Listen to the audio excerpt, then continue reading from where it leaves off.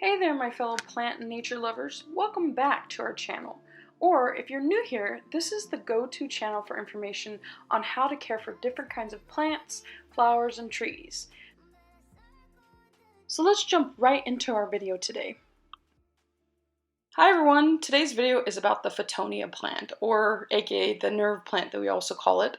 This plant right here that you see in the background, that is my plant when I first bought it. I've had it for approximately two and a half years. Some other common names that this plant goes by, most commonly of course the nerve plant, but you can see here mosaic plant, painted net leaf, and even I saw somewhere silver net leaf white brocade plant, so I thought that was kind of interesting. As far as where this plant is from, it is from South America and mainly Peru. One of the common questions about this plant is whether or not it's easy to take care of. Now, I personally feel that it's not a very difficult plant. One of the most important things I found personally was that you don't let it get too dried out because the leaves will wilt, but it is pretty forgiving. And then also in the winter time, you may see a lot of the leaves fall off. I did watch another YouTuber's video, which I really enjoy her videos. It's Harli G, I believe is her name. And she also mentioned that she thought, particularly for her, that it seemed like one of the most important things was where you placed the Fittonia in your house.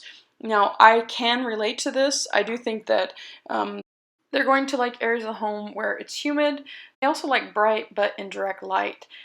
Now, you can see the difference between this one here, which I had it outside in Missouri, which I put it kind of off to the side, and then you can see in here during the winter time, you can see how it kind of got more scraggly. So huge difference between the two, and you can really see the difference that humidity makes. As far as watering, as I said previously, it is pretty forgiving overall, but it will look pretty terrible. The leaves will droop significantly. It almost seems like it can happen overnight when it does happen, but as long as you just drench it in water when that happens, try to avoid it happening in the very beginning, because I do think that that does affect the plant overall. But like I said, it is fairly forgiving as long as you make sure to continue to just drench it after that has happened. As far as the flowers on this plant, it rarely flowers, but I really think that leaves in general are beautiful enough without it even needing to flower. I think the flower that I have seen online, it's pretty insignificant. One of the cool things is this actually comes in another color. They call it Pink Angel, I believe is the name for this, and I think it's so pretty. I do have one myself of this, and I just love it. It just gives a pop of color to your collection of plants. And there's also the red color, which is so beautiful. If by chance you do get a bloom on your Fittonia, which like I said, it's pretty rare to get it, especially if it's indoors, that you keep your plant, the bloom is typically going to almost have a yellowish green color to it, pretty insignificant overall, and it's typically going to do it between July and August. As far as sun requirements, it does do best when it's got bright but indirect sun, almost like a filtered light. My plant here that you see in this picture, it did really well, and I had it kind of off to the side. The leaves will burn very easily, and also it will dry up very quickly, and you'll get droopy light leaves. So having it somewhere where it's not getting a ton of direct light at all, you don't want that. That's super important. And this was when I had it outside and it did really well. With fertilizer, it takes a weak dose of liquid fertilizer that you can use. I have not personally fertilized mine yet, but I think it would probably do better if I did, especially coming out of winter season. So I am going to try that and see if that perks up my plant a bit. As far as the soil, it does like a moist but well-draining soil that is slightly acidic.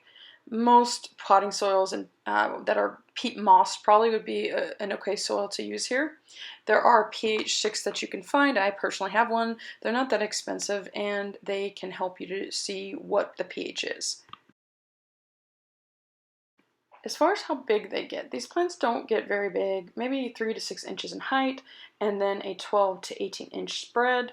Mine has stayed in the little pot that it's been in. Of course, some sources I did read that it does sometimes grow as a ground cover, which I thought that was very interesting, and I could see how that would be super pretty. I think it'd have to be in the right conditions in your garden to be able to do this.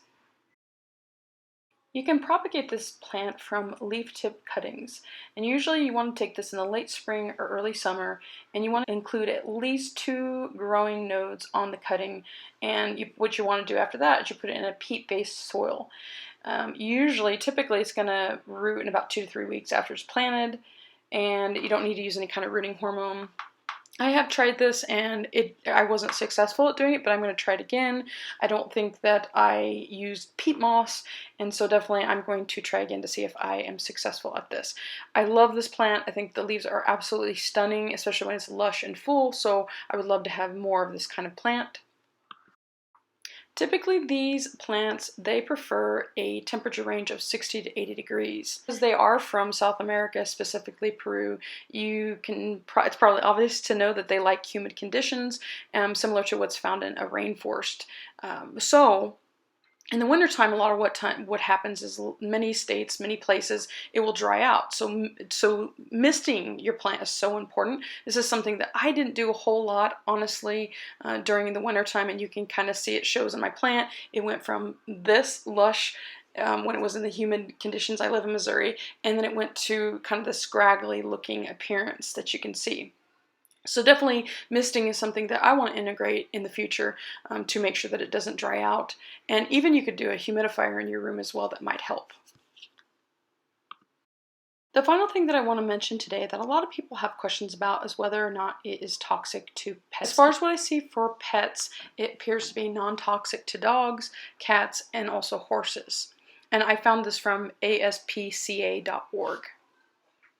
That's it for today's video on the Fittonia plant. Make sure to hit the subscribe button and notification bell so you can get the latest videos. And of course, if you like this kind of content, give this video a thumbs up so I can know to make more of these kind of videos.